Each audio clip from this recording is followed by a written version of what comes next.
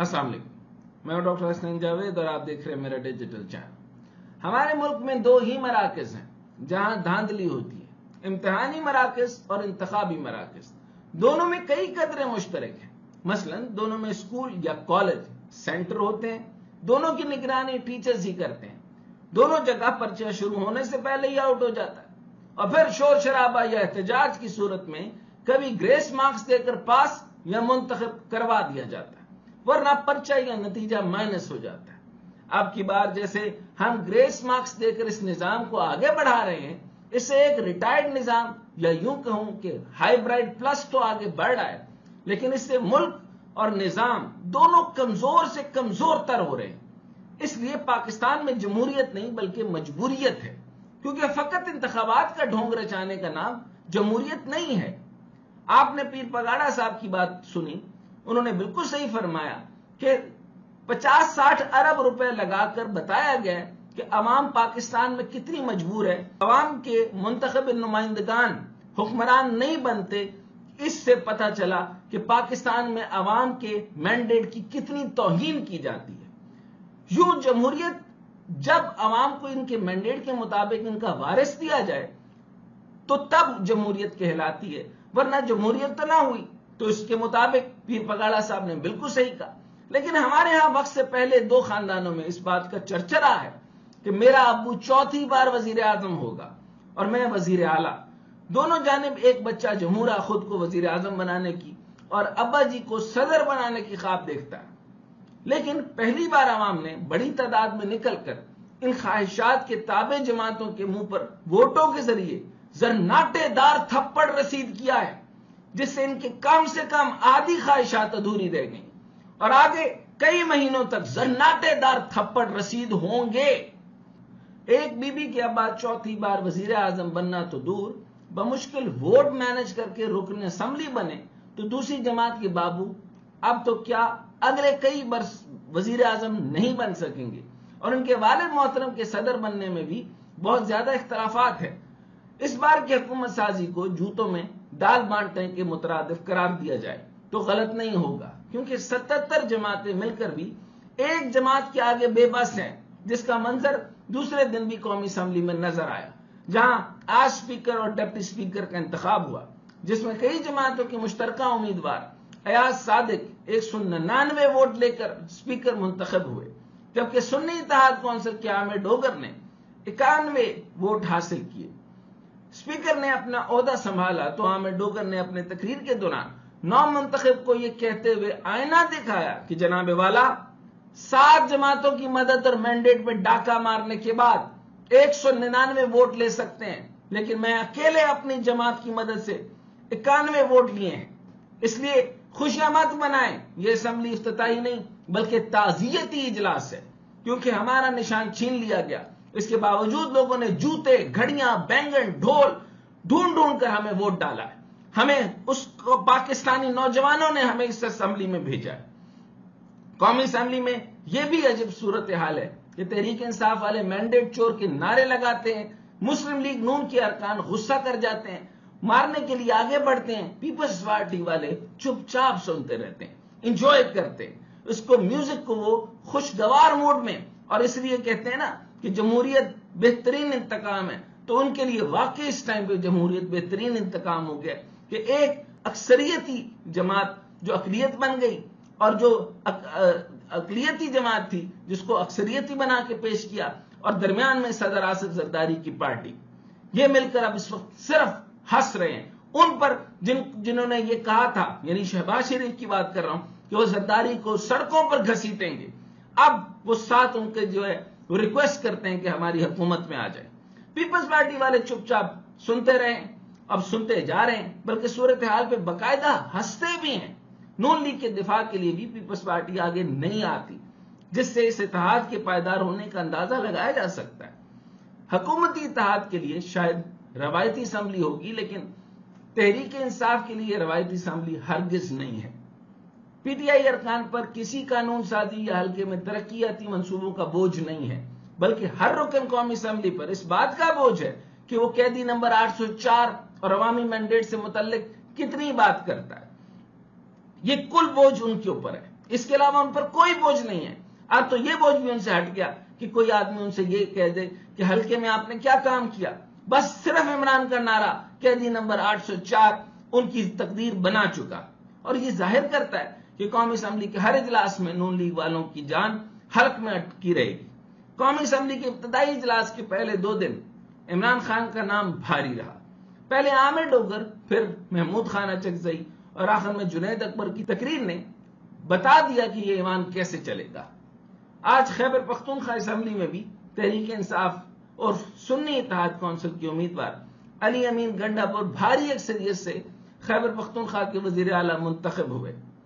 علی امین گنڈا پور 90 ووٹ جبکہ ان کے مد مقابل مسلم لیگ کے عباد اللہ نے 16 ووٹ حاصل کیے.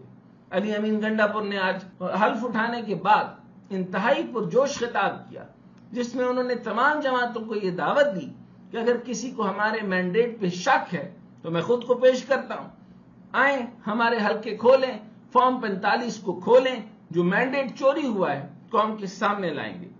لیکن جن حلقوں میں ہمیں بھی شک ہے ان کو بھی کھولا جائے. انہوں نے آج کرپشن کو جڑ سے اکھاڑنے کا بھی عہد کیا اور تمام اراکین اسمبلی سے کہا کہ قرآن پر حلف دیتے ہیں تو کھڑے ہو جائیں کہ نہ ہم کرپشن کریں گے نہ کرپشن کرنے والوں کو چھوڑیں گے. جس پر پورے ہال میں موجود اراکین نے سیٹوں پر کھڑے ہو کر ان کے میں ہاں ملائی. انہوں نے کہا کہ میں اپنے گھر پر تھا، مجھ پر 9 مئی کے 9 FIRs کاٹی گئی. اگر میں نے کچھ غلط کیا ہے تو آئیں مجھے گرفتار کر لیں، لیکن میرے کارکنوں، خواتین اور لیڈر پر غلط FIRs ختم کریں. اس لیے چیف جسٹس سے مطالبہ ہے 9 مئی پر جوڈیشل کمیشن بنائیں، غلط FIR درج کرنے والے اصلاح کریں یا پھر سزا کے لیے تیار رہیں.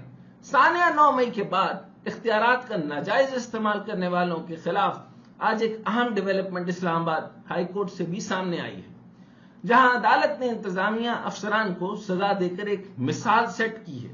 جسٹس بابر ستار نے ڈپٹی کمشنر اسلام آباد عرفان نواز میمن، SSP آپریشنز ملک جمیل ظفر کو توہین عدالت کے مرتکب قرار دیتے ہوئے ڈپٹی کمشنر اسلام آباد کو 6 ماہ قید کی سزا اور جرمانہ کیا، جبکہ SP آپریشن کو 4 ماہ جیل اور 1 لاکھ جرمانے کی سزا سنائی گئی ہے. SHO کو بھی 2 ماہ جیل اور 1 لاکھ جرمانے کی سزا دی، لیکن مختصر سزا ہونے کی وجہ سے عدالت نے 1 ماہ کے لیے سزائیں معطل کر دی. عدالت کا کہنا تھا کہ 30 روز میں اپیل کا وقت ہے، اپیل خارج ہوئی تو افسران جیل جائیں گے. دوسری جانب ڈپٹی کمشنر اسلام آباد عرفان نواز میمن نے توہین عدالت کیس کا فیصلہ چیلنج کر دیا، جو حیرت انگیز طور پر سماعت کے لیے مقرر بھی ہو چکا ہے. اسے تماشا نہ کہیں تو اور کیا کہیں. جس ڈپٹی کمشنر نے 20 سے زائد MPO آرڈر جاری کیے، ان کے احکامات کی وجہ سے سینکڑوں افراد کو گرفتار کیا گیا. ان گرفتار لوگوں کی ضمانتیں آج تک نہیں ہوئی، بلکہ بیشتر کے کیسز کی سماعتیں بھی مقرر نہیں ہوئی. لیکن ڈپٹی کمشنر کو آج سزا سنائی گئی اور آج ہی سزا کے خلاف ان کی اپیل سماعت کے لیے مقرر بھی کر دی گئی، جس سے ثابت ہوتا ہے کہ اس ملک میں ایک وقت میں 2 طرح کے نظام چل رہے ہیں. ایک نظام جو ان جیسے افسران کے لیے اور ایک دوسرا نظام جو غریبوں کے لیے. ان کی نسلیں انصاف کے انتظار میں قبر میں اتر جاتی ہیں. بہرحال جسٹس بابر ستار نے بیوروکریسی کے اختیارات کے غیر انسانی اور غیر قانونی استعمال پر تاریخی فیصلہ سنایا. سزا اور رقم اہم نہیں ہے، بنیادی طور پر انہوں نے انگریز دور کے قوانین کے غلط اختیارات پر عدالتی ضرب لگائی ہے، جو بہت خوش آئند ہے، جو آنے والے کئی سالوں تک عدالتی فیصلوں میں زیر بحث آئے گی، ریفرنس کے طور پر آئے گی. کیونکہ آپ اس ملک کے جتنے بڑے مسائل کی فہرست بنائیں گے تو ان میں سب سے بڑا مسئلہ بلکہ دیمک بیوروکریسی اور پولیس کا آئین کے بجائے سیاسی اشرافیہ کا غلام بن جانا ہے. آپ اس ملک کے مسائل کا سرا جہاں سے بھی پکڑیں گے آپ کو یہ مسئلہ سامنے کھڑا نظر آئے گا. گزشتہ 50 سالوں میں منظم منصوبہ بندی سے بیوروکریسی اور پولیس کی مفادات کا غلام بنایا گیا. یوں ایک ملی بھگت سے ملک کھائی میں دھکیل دیا گیا. ہم جس کھائی میں ہیں اس کا اندازہ عوام کو آہستہ آہستہ ہوگا. یہ حکومت نہ صرف عوام پر زمین تنگ کرے گی بلکہ یہ جینا بھی دوبر کر دے گی، جس کا آغاز پہلے بجلی پھر پیٹرول کی قیمتیں بڑھا کر دیا گیا. یہ عوام کے جیبوں سے پیسے نکالنے کے لیے ایک اور باریک واردات ڈالنے جا رہے ہیں، جس کے تحت بجلی کنیکشن کی سیکیورٹی فیس میں بڑے اضافے کریں گے اور اس کا فیصلہ بھی ہو گیا ہے۔ اطلاعات کے مطابق گھریلو صارفین کے لیے بجلی کنیکشن کی سیکیورٹی فیس 1220 روپے سے بڑھا کر 18,000 روپے کرنے کی درخواست کی گئی ہے۔ 10 کلو واٹ سے کم لوڈ والے صارفین کو 20,000 روپے فی کلو واٹ ادا کرنی ہوگی۔ سنگل فیز میٹر کا کنیکشن حاصل کرنے کے لیے صارفین کو 24,000 روپے تک ادائیگی کرنا پڑے گی، جبکہ دیہی علاقوں میں سیکیورٹی فیس 610 روپے سے بڑھا کر 78 روپے فی کلو واٹ کرنے کی درخواست کی گئی ہے، جبکہ 10 مرلے سے زائد اراضی کے حامل صارفین کو پراپرٹی ریٹ کا 1% ادا کرنا پڑے گا۔ یہ ایک نہایت ناجائز بات ہے کہ یہ جو 10 مرلہ والے لوگ ہیں یہ تو آپ کے مڈل کلاس ہیں، اس مڈل کلاس کے اوپر بھی آپ پراپرٹی ٹیکس لگائیں گے، پراپرٹی ریٹ کا 1% ادا کرنا پڑے گا۔ اندازہ کریں، پراپرٹی ٹیکس نہیں لگنے جا رہا ہے، ٹوٹل پراپرٹی کی مالیت دی جائے گی۔